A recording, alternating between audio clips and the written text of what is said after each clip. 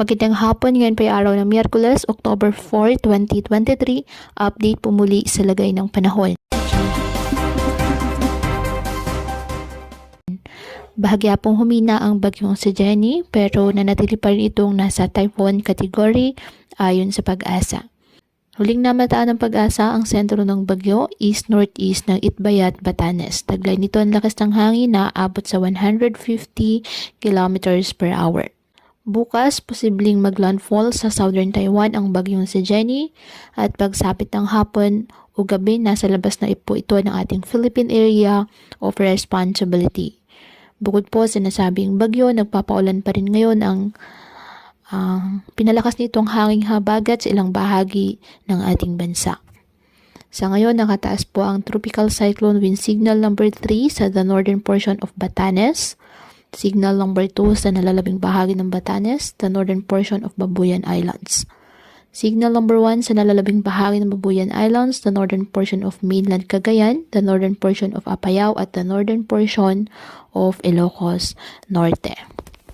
Ngayong araw ang Batanes, apektado na po ng bagyong si Jenny, kaya asahan po dyan ang mga pag-ulan na may bugso po ng hangin. Ang Cagayan kasama ng Babuyan Islands, Isabela, Apayao, Kalinga, Abra at Ilocos Norte. Asahan din po ang mga pag-ulan na may bugso ng hangin dahil pa rin po yan sa epekto ng bagyong si Jenny.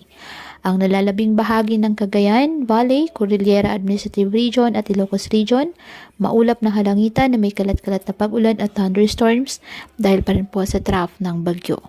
Ang Zambales, Bataan, Occidental Mindoro, northern portion of Palawan, asahan po ang occasional rains dahil po sa habagat.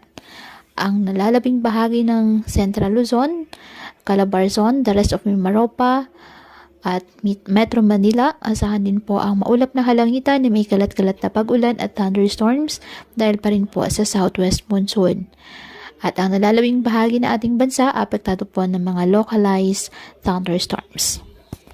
Kaya pinapayuhan ng ating mga kababayan na maging maingat po sa mga posibilidad ng pagbaha at pagguho ng lupa, lalo na po kapag may malalakas na ulan, at ugaliin na magdala palagi ng payong o kahit anong panangga sa ulan o kahit naman sa init ng araw kapag lalabas po ng ating mga tahanan. At yan po muna ang update sa lagay ng panahon ngayong araw. Muli patuloy po tayo na mag-ingat at palaging tandaan, God loves you. Stay safe and God bless.